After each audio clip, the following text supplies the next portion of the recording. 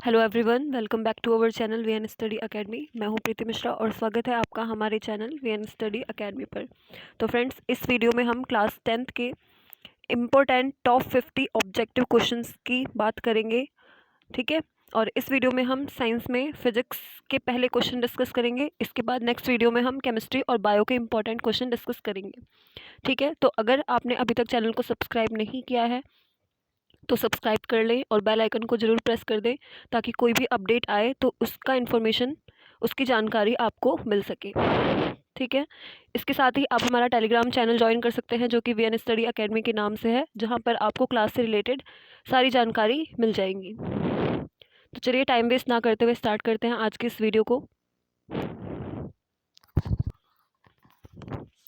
Question number first, दर्पण की focus दूरी तथा वक्रता त्रिज्या के बीच संबंध बताइए। आपके ऑप्शंस हैं F is equal to R, F is equal to 1/r, 2F is equal to R, या फिर F is equal to 2r। तो जैसा कि हम जानते हैं कि जो फोकस दूरी है वो वक्रता त्रिज्या की आधी होती है। फोकस दूरी को F से और वक्रता त्रिज्या को R से प्रदर्शित करते हैं, ठीक है। तो अगर हम यहाँ पे ऑप्शन नंबर थर्ड देखें तो यहाँ पर हमें दे रखा है 2F is equal to are, ठीक है। 2 मल्टीप्लाई में है, दूसरी साइड जाके डिवाइड में हो जाएगा, तो आपका फॉर्मूला बन जाएगा F is equal to R/2। तो आपका सही आंसर हो जाएगा option number third, 2F is equal to R, ठीक है। सेकंड क्वेश्चन है, समतल दर्पण की फोकस दूरी कितनी है, ठीक है। समतल दर्पण की फोकस दूरी है 0 है, अनंत है, या 25 सेंटीमीटर होती है, या फिर -25 सेंटीमीटर होती है। तो इसका सही आंसर है ऑप्शन नंबर सेकंड, अनंत। जो समतल दर्पण की फोकस दूरी है वो अनंत होती है, ठीक है। इसके बाद नेक्स्ट है क्वेश्चन नंबर थर्ड, निम्नलिखित में दिए गए माध्यमों में प्रकाश की चाल न्यूनतम होती है। आपको इसमें बताना है कि जो आपको नीचे ऑप्शंस में माध्यम दिए हुए हैं, इसमें से किस माध्यम में प्रकाश की चाल जो है वो न्यूनतम होगी, ठीक है। ऑप्शंस हैं हीरे में, जल में, कांच में, या फिर केरोसिन में, ठीक। तो इसका सही आंसर हो जाएगा ऑप्शन नंबर फर्स्ट, हीरा। इसके बाद नेक्स्ट क्वेश्चन है, वायु के सापेक्ष माध्यम का अपवर्तनांक अधिकतम होता है किसमें? जल में, हीरे में, कांच में, या फिर तारपीन के तेल में। तो इसका भी सही आंसर हो जाएगा ऑप्शन नंबर सेकंड, हीरे में, ठीक है। जो वायु के सापेक्ष माध्यम का अपवर्तनांक होता है वो हीरे में अधिकतम होता है, ठीक है। इसके बाद नेक्स्ट क्वेश्चन है, वक्रता त्रिज्या का मात्रक होता है, ठीक है। वक्रता त्रिज्या मैंने अभी आपको बताया है R से प्रदर्शित करते हैं, और इसका मात्रक आपको बताना है। आपके ऑप्शंस हैं मीटर, सेंटीमीटर, मिलीमीटर, या फिर ये सभी, ठीक। तो अगर आपको क्वेश्चन में मीटर दे रखा है, ठीक है, तो मीटर हो जाएगा, सेंटीमीटर है तो सेंटीमीटर, मिलीमीटर है तो मिलीमीटर। तो इसका सही आंसर हो जाएगा ऑप्शन नंबर 4, ये सभी, ठीक है। मतलब जो भी आपको यूनिट दी होगी वो वक्रता त्रिज्या की यूनिट हो जाएगी। इसके बाद क्वेश्चन नंबर 6, अवतल लेंस द्वारा किसी वस्तु का बना प्रतिबिंब होता है, ठीक है। कैसा होता है? ऑप्शंस हैं आभासी, उल्टा व छोटा, आभासी, सीधा व बड़ा, आभासी, सीधा व छोटा, या फिर आभासी, उल्टा व बड़ा, ठीक है। तो आपका सही आंसर है आभासी, सीधा और छोटा। तो आपका ऑप्शन नंबर जो थर्ड है ये बिल्कुल करेक्ट हो जाएगा, ठीक है। आगे बढ़ते हैं, दो माध्यमों के सीमा पृष्ठ पर एक प्रकाश किरण लंबवत आपतित होती है तो अपवर्तन कोण कितना होगा, ठीक है। 0 डिग्री होगा, 45 डिग्री होगा, 60 डिग्री होगा, या फिर 90 डिग्री होगा, ठीक है। तो इसका सही आंसर है ऑप्शन नंबर फर्स्ट, 0 डिग्री, ठीक है। ज़्यादातर बच्चे इसमें कंफ्यूज होते हैं और लंबवत देख के 90 डिग्री लगा देते हैं, पर इसका करेक्ट आंसर है 0 डिग्री। तो ऑप्शन नंबर फर्स्ट जो है इसका सही आंसर हो जाएगा। इसके बाद नेक्स्ट क्वेश्चन है क्वेश्चन नंबर 8, अवतल लेंस द्वारा किसी वस्तु का बना प्रतिबिंब होता है। अच्छा, ये क्वेश्चन आपका रिपीट हो गया। तो इसका सही आंसर मैंने अभी बताया है आभासी, सीधा व छोटा, ठीक है। ऑप्शन नंबर थर्ड इसका सही आंसर हो जाएगा। इसके बाद क्वेश्चन नंबर 9, एक गोलीय दर्पण की वक्रता त्रिज्या 30 सेंटीमीटर है, 30 सेंटीमीटर है, तो इसकी फोकस दूरी कितनी होगी, ठीक है। आपके ऑप्शंस हैं 10 सेंटीमीटर, 15 सेंटीमीटर, 30 सेंटीमीटर, या फिर 60 सेंटीमीटर, ठीक है। तो जैसे कि आपको फॉर्मूला पता है कि जो फोकस दूरी है वो वक्रता त्रिज्या की आधी होती है। F इज इक्वल टू होता है R/2, 2 और आपको आर की वैल्यू दे रखी है 30, इसका हम आधा करेंगे कितना आ जाएगा 15, ठीक। और सेंटीमीटर दे रखा है तो सेंटीमीटर में आंसर आएगा। तो ऑप्शन नंबर सेकंड जो है ये आपका सही आंसर हो जाएगा 15 सेंटीमीटर, ठीक। इसके अलावा जितने भी ऐसे छोटे छोटे से फॉर्मूले हैं, या तो दर्पण वाले चैप्टर के या फिर विद्युत चैप्टर के, ऐसे बहुत सारे फॉर्मूले हैं, ठीक है, जो कि आपके 1 नंबर MCQ के लिए इम्पॉर्टेंट हैं। तो आपको सारे फॉर्मूले, उनके मात्रक जरूर याद होने चाहिए एग्ज़ाम के लिए, ठीक है। चलिए आगे बढ़ते हैं। नेक्स्ट क्वेश्चन है क्वेश्चन नंबर 10। किसी दर्पण के सामने किसी वस्तु को रखने पर उसका प्रतिबिंब वास्तविक उल्टा और आकार में कुछ छोटा बनेगा। अब आपको यहाँ पे बताना है कि वो दर्पण कौन सा है, ठीक है। तो कौन सा दर्पण होगा बताइए। ऑप्शंस हैं उत्तल दर्पण, अवतल दर्पण, समतल दर्पण या फिर इनमें से कोई नहीं, ठीक है। प्रतिबिंब कैसा बन रहा है, वास्तविक उल्टा और आकार में छोटा। तो यहाँ पे दर्पण हो जाएगा ऑप्शन नंबर सेकंड अवतल दर्पण, ये आपका राइट आंसर हो जाएगा, ठीक है। नेक्स्ट क्वेश्चन है क्वेश्चन नंबर 11। समतल दर्पण की फोकस दूरी है, ये क्वेश्चन भी आपका रिपीटेड है, तो इसका सही आंसर हो जाएगा ऑप्शन नंबर सेकंड अनंत, ठीक है। ये वो क्वेश्चंस हैं जो एग्जाम में आए हुए हैं या जिनके आने की संभावना है, और ये आपके इंपॉर्टेंट क्वेश्चन है। तो अगर आप इतना कर लेते हैं तो भी आपके लिए सफिशिएंट होगा। Question number 12।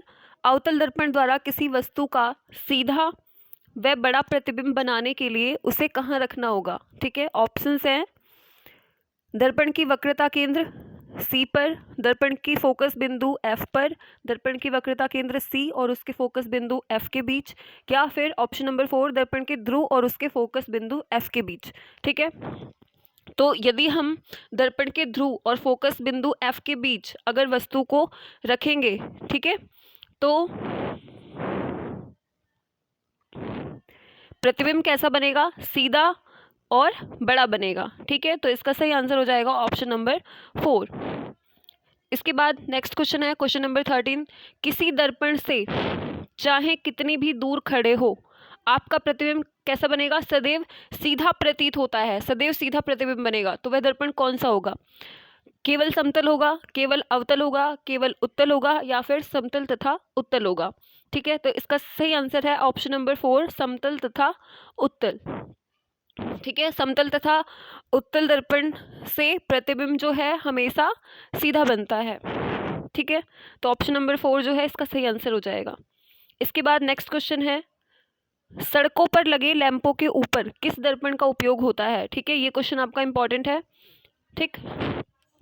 ऑप्शंस हैं उत्तल दर्पण, अवतल दर्पण, समतल दर्पण या फिर इनमें से कोई नहीं। तो आपका करेक्ट आंसर हो जाएगा ऑप्शन नंबर फर्स्ट उत्तल दर्पण, ठीक है।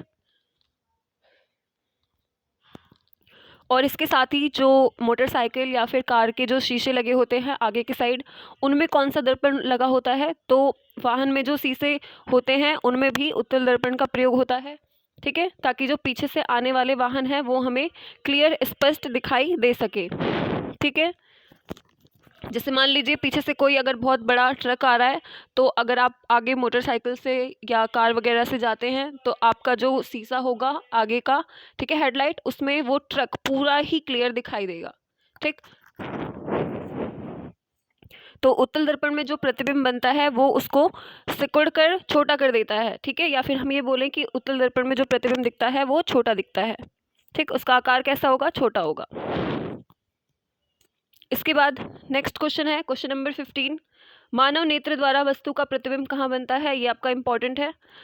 ऑप्शंस हैं कार्निया, आइरिस, पुतली या फिर रेटिना या दृष्टिपटल। तो इसका सही आंसर है ऑप्शन नंबर 4 रेटिना या दृष्टिपटल। रेटिना को दृष्टिपटल भी कहते हैं, ये रेटिना का ही नाम है। तो अगर आपको एग्जाम में रेटिना की जगह दृष्टिपटल देखने को मिले तो कंफ्यूज नहीं होना है, ये दोनों ही एक ही नाम है, ठीक है। इसके बाद क्वेश्चन नंबर 16। स्वस्थ नेत्र का निकट बिंदु कितना होता है। मुझे नहीं लगता कोई बच्चा ये क्वेश्चन गलत करके आएगा, ठीक है। तो इसका सही आंसर हो जाएगा 25 सेंटीमीटर, ठीक है। अगर आपसे यहीं पे दूर बिंदु पूछे कि स्वस्थ नेत्र का दूर बिंदु कितना होता है, तो आप क्या बताओगे, अनंत, ठीक है। स्वस्थ नेत्र के लिए निकट बिंदु जो है वो 25 सेंटीमीटर होता है और दूर बिंदु जो है वो अनंत होता है। ठीक है, नेक्स्ट है क्वेश्चन नंबर 17, निकट दृष्टि दोष से पीड़ित व्यक्ति का दूर बिंदु स्थित होता है। ठीक, ऑप्शंस हैं 25 सेंटीमीटर, 25 सेंटीमीटर से कम दूरी पर, अनंत पर, या फिर अनंत से कम दूरी पर। तो जैसा कि आपको पता है कि निकट दृष्टि दोष में निकट की वस्तुएं हमें दिखाई देती हैं पर दूर की वस्तुएं हमें नहीं दिखाई देती हैं। ठीक है, तो हमसे पूछा है कि निकट दृष्टि दोष से पीड़ित व्यक्ति का दूर बिंदु कहाँ स्थित होगा। ठीक है, तो स्वस्थ नेत्र के लिए दूर बिंदु हमारा होता है अनंत, और अगर निकट दृष्टि दोष है तो दूर बिंदु स्थित हो जाएगा अनंत से कम दूरी पर। तो इसका सही आंसर हो जाएगा ऑप्शन नंबर 4। नेक्स्ट क्वेश्चन है, निकट दृष्टि दोष से पीड़ित एक व्यक्ति को दोष दूर करने के लिए किस लेंस या दर्पण का प्रयोग करना चाहिए। ठीक है, आपके ऑप्शंस हैं अवतल लेंस, अवतल दर्पण, उत्तल लेंस या फिर उत्तल दर्पण। ठीक है, तो सबसे पहले दर्पण वाले ऑप्शन रॉन्ग हो जाएंगे, क्योंकि दर्पण क्या होता है, अपारदर्शी होता है। दर्पण तो हम चश्मे में यूज़ कर ही नहीं सकते, वरना हमें कुछ दिखाई नहीं देगा। ठीक है, तो आपको एक चीज़ यहाँ पे याद रखनी है कि अगर निकट दृष्टि दोष की बात करें तो उसमें हम यूज़ करेंगे किसका, अवतल लेंस का, और यदि दूर दृष्टि दोष की बात करें तो उत्तल लेंस का प्रयोग करेंगे। ठीक है, आई होप इतना समझ में आ गया होगा। अगर आपका कोई डाउट बचता है तो आप कमेंट सेक्शन में कमेंट करके पूछ सकते हैं। ठीक है, अगर निकट दृष्टि दोष हो तो अवतल लेंस और दूर दृष्टि दोष हो तो उत्तल लेंस। ठीक है, फिलहाल इसका जो राइट आंसर है वो हो जाएगा अवतल लेंस।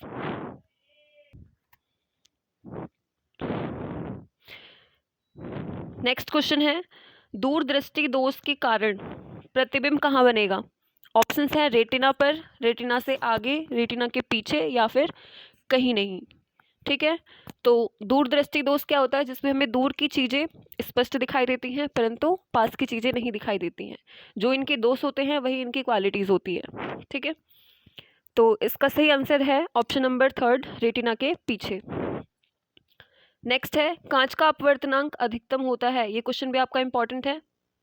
ठीक है, तो ऑप्शंस हैं इसके लाल रंग के लिए, पीले रंग के लिए, बैंगनी रंग के लिए, या फिर हरे रंग के लिए। तो जो कांच का अपवर्तनांक अधिकतम अगर पूछे आपसे तो आप लगाओगे बैंगनी रंग। ठीक है, तो इसका सही आंसर हो जाएगा ऑप्शन नंबर 3, बैंगनी रंग के लिए अधिकतम होता है। अगर इसी क्वेश्चन में आपसे अगर न्यूनतम पूछ ले, ठीक है, कम पूछ ले, तो न्यूनतम होता है किसके लिए, लाल रंग के लिए।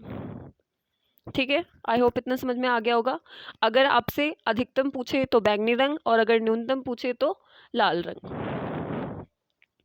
क्वेश्चन नंबर 21, चंद्रमा से देखने पर आकाश कैसा दिखाई देता है, बैंगनी, नीला, काला या फिर सफ़ेद। तो इसका सही आंसर है ऑप्शन नंबर 3। हमें जो है चंद्रमा से देखने पर आकाश का रंग कैसा दिखाई देगा, काला। ठीक है, नेक्स्ट क्वेश्चन है क्वेश्चन नंबर 22, आसमान का रंग नीला दिखाई देता है किसके कारण। ठीक है, तो जहाँ पर भी कलर की बात हो वहाँ पर आपको प्रकाश का प्रकीर्णन ही लगाना है। ठीक है, तो आपके ऑप्शंस हैं परावर्तन के कारण, अपवर्तन के कारण, प्रकीर्णन के कारण, या फिर पूर्ण आंतरिक परावर्तन के कारण। तो इसका सही आंसर हो जाएगा ऑप्शन नंबर 3, प्रकाश के प्रकीर्णन के कारण।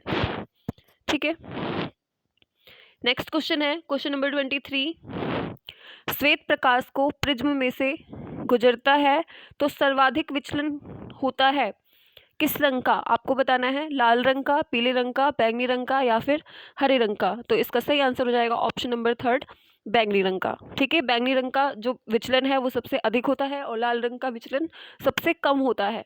ठीक है, न्यूनतम होता है। क्वेश्चन नंबर 24, एक व्यक्ति के चश्मे में उत्तल लेंस लगा है, बताइए उस व्यक्ति की आंख में कौन सा दोष है। ठीक है, ये क्वेश्चन इंपॉर्टेंट है और इजी भी है। ठीक, अभी मैंने आपको बताया है जिसके बारे में। तो ऑप्शंस हैं आपके दूर दृष्टि दोष, निकट दृष्टि दोष, जरा दृष्टि दोष, या फिर इनमें से कोई नहीं।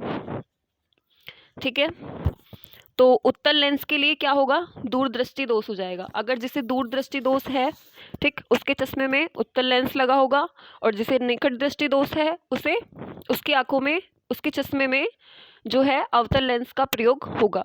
ठीक है। जरा दृष्टि दोष क्या होता है, जिसमें ना तो पास की वस्तुएं दिखाई देती हैं और ना ही दूर की वस्तुएं दिखाई देती हैं। ठीक है। और ये जो दोष है, इस प्रकार के दृष्टि जो दोष है, जरा दृष्टि दोष, ये एज ज़्यादा होने के साथ साथ लोगों में पाई जाती है। यानी हम ये कह सकें कि ये जो है बुजुर्ग लोगों में या जो बूढ़े लोग हैं उनमें पाई जाती है। ठीक है। तो इसका सही आंसर होगा ऑप्शन नंबर फर्स्ट, दूरदृष्टि दोष। अगर उत्तल लेंस है तो दूरदृष्टि दोष, और अवतल लेंस है तो निकट दृष्टि दोष होगा। ठीक है। क्वेश्चन नंबर 25, किसी चालक तार में विद्युत धारा का प्रवाह होता है मुक्त इलेक्ट्रॉनों के द्वारा, प्रोटॉनों के द्वारा, आयनों के द्वारा या फिर न्यूट्रॉनों के द्वारा। तो विद्युत धारा का प्रवाह चालक तार में मुक्त इलेक्ट्रॉनों के द्वारा होता है, तो ऑप्शन नंबर फर्स्ट इसका सही आंसर हो जाएगा। नेक्स्ट क्वेश्चन है, धारा के परिमाण का मात्रक क्या है। यहाँ से आपके important question, most important start होते हैं। ठीक है। जितने भी फॉर्मूले हैं या जितने भी आपको इकाई दे रखी है, जैसे धारा हो गया और विभवांतर हो गया, ठीक है, प्रतिरोध हो गया, आवेश, ये सभी आपको याद होने चाहिए, साथ ही इनके मात्रक भी याद होने चाहिए। ठीक है। इनके फॉर्मूले और इनके मात्रक MCQ के लिए मोस्ट इंपॉर्टेंट है। तो इस चैप्टर को, विद्युत चैप्टर को आप बिल्कुल भी स्किप ना करें।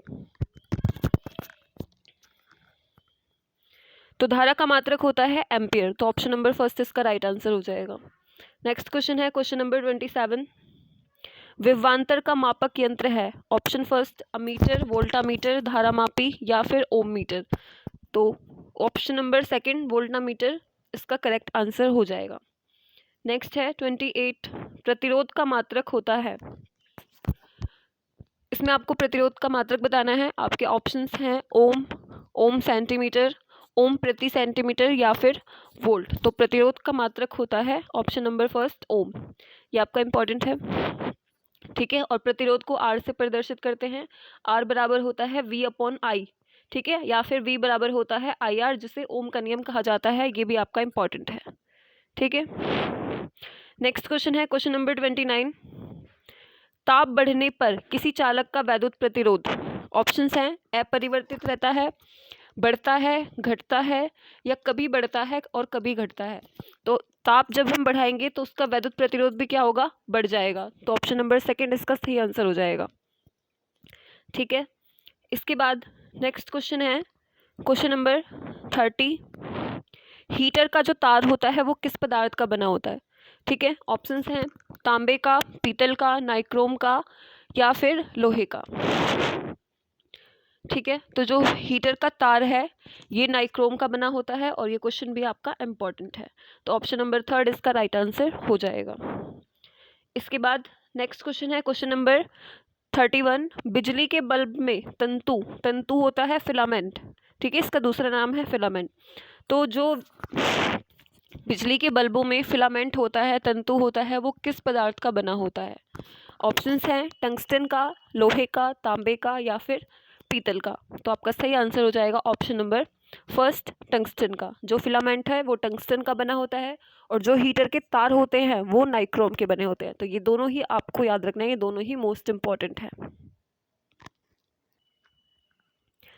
इसके बाद क्वेश्चन नंबर 32, क्वेश्चन नंबर 32 है, एक अश्व शक्ति हॉर्स पावर बराबर होती है 726 वाट, 736 वाट, 746 वाट या फिर 756 वाट। ठीक है। तो इसका सही आंसर हो जाएगा आपका ऑप्शन नंबर थर्ड 746 वाट। ठीक है। ये क्वेश्चन भी आपका इंपॉर्टेंट है। स्पेशली इस वीडियो में सारे ही मोस्ट इंपॉर्टेंट क्वेश्चन है, तो इसको बिल्कुल भी स्किप ना करें और इतने क्वेश्चन कम से कम एग्जाम के लिए करके जाए। ठीक है। नेक्स्ट है क्वेश्चन नंबर 33, किलोवाट घंटा किस भौतिक राशि का मात्रक है। ऑप्शंस हैं समय, द्रव्यमान, ऊर्जा या फिर शक्ति। तो आपका करेक्ट आंसर है ऑप्शन नंबर 3 ऊर्जा। ठीक है। किलोवाट घंटा जो है वो ऊर्जा का मात्रक है। नेक्स्ट क्वेश्चन है ओम का नियम सत्य है। सबसे पहले आपको ओम का नियम पता होना चाहिए। ठीक है। और इस फॉर्मूले से न्यूमेरिकल भी आते हैं।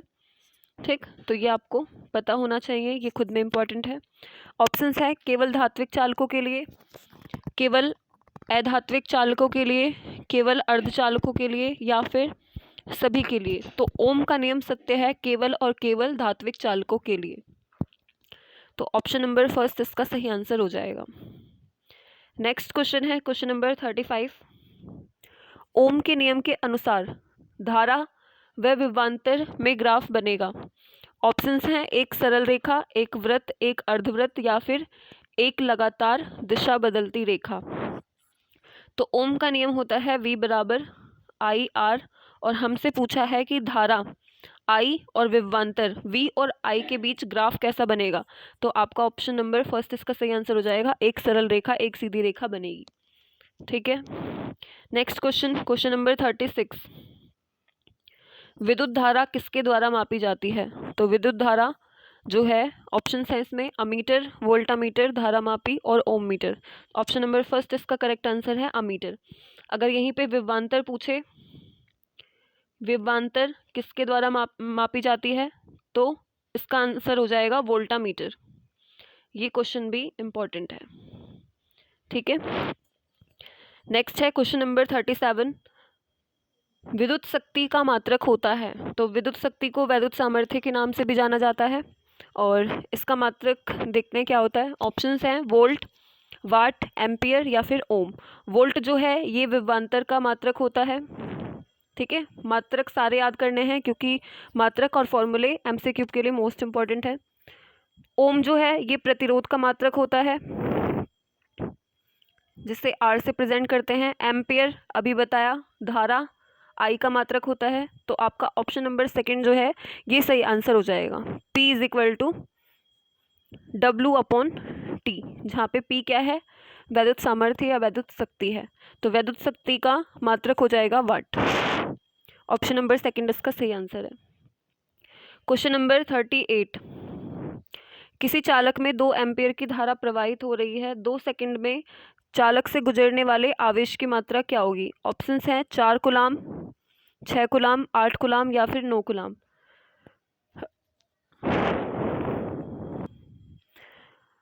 क्वेश्चन में आवेश पूछा है, फॉर्मूला होता है Q बराबर IT। I हमें दे रखा है 2 एम्पियर और T भी दे रखा है 2 सेकंड। तो 2 × 2 यहाँ पे हो जाएगा 4 कूलाम। ऑप्शन नंबर फर्स्ट इसका सही आंसर हो जाएगा। नेक्स्ट क्वेश्चन है क्वेश्चन नंबर 39। विद्युत धारा उत्पन्न करने की युक्ति है। ऑप्शंस हैं जनित्र, अमीटर, ओम मीटर, या फिर गैल्वेनोमीटर। तो ऑप्शन नंबर फर्स्ट इसका करेक्ट आंसर है जनित्र। नेक्स्ट है क्वेश्चन नंबर 40। चुंबकीय बल रेखाएं, ऑप्शंस हैं सदैव समांतर होती हैं, एक बिंदु पर मिलती हैं, एक दूसरे को कभी नहीं काटती, या फिर परस्पर काटती हैं। तो जो चुंबकीय बल रेखाएं हैं ये एक दूसरे को कभी नहीं काटती। ठीक है, तो आपका ऑप्शन नंबर थर्ड जो है ये इसका राइट आंसर हो जाएगा। नेक्स्ट है क्वेश्चन नंबर 41। निम्नलिखित में से कौन सा चुंबकीय क्षेत्र का मात्रक नहीं है। ठीक है, इसमें पूछा है मात्रक नहीं है, मतलब 3 जो हैं एक को छोड़ के वो बाकी सारे चुंबकीय क्षेत्र के मात्रक हैं। चुंबकीय क्षेत्र को B से प्रेजेंट करते हैं। फर्स्ट ऑप्शन है वेबर पर मीटर स्क्वायर, सेकंड है टेस्ला, थर्ड है गॉस, या फिर फोर्थ है न्यूटन पर एम्पियर स्क्वायर। ठीक है, तो ये 3 जो हैं स्टार्टिंग के 3, ये तीनों ही चुंबकीय क्षेत्र के मात्रक होते हैं। जो न्यूटन पर एम्पियर स्क्वायर है, ठीक है, न्यूटन पर एम्पियर स्क्वायर, न्यूटन किसका मात्रक होता है, बल का, बल को प्रेजेंट करते हैं F से। ठीक है, एम्पियर किसका मात्रक होता है, धारा का,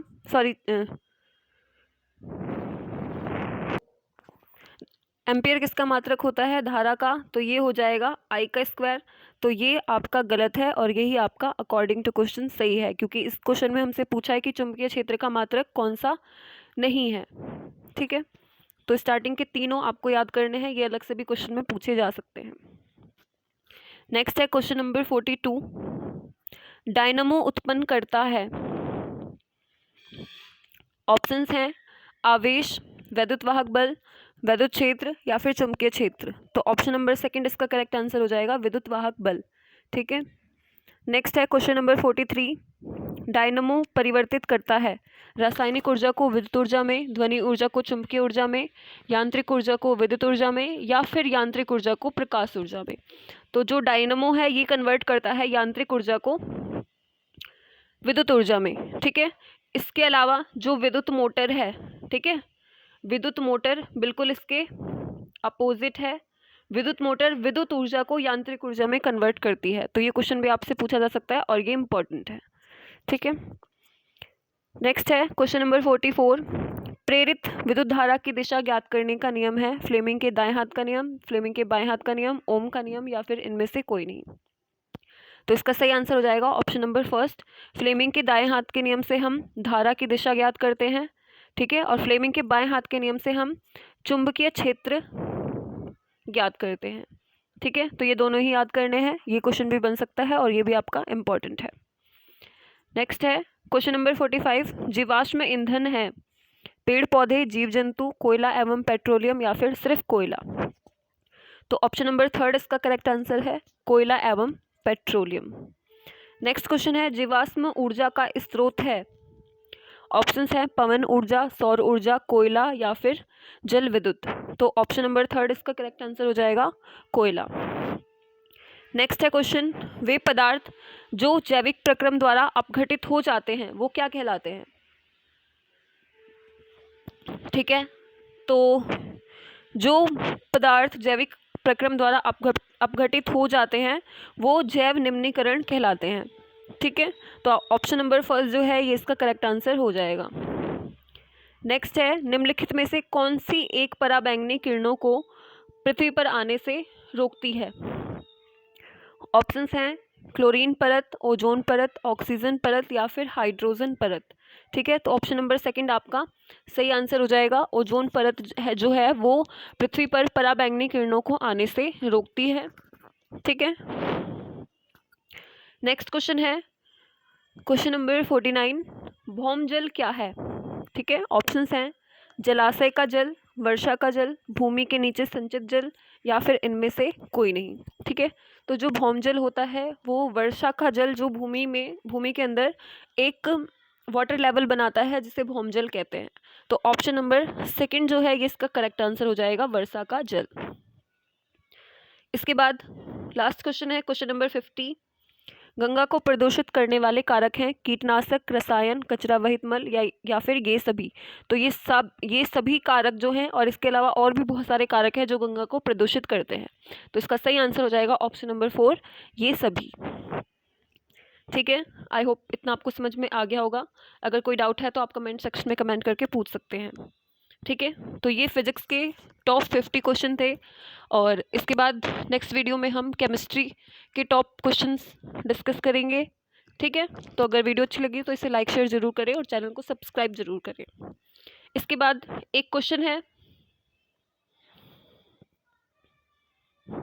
एक इलेक्ट्रॉन पर कितना आवेश होता है, ठीक है।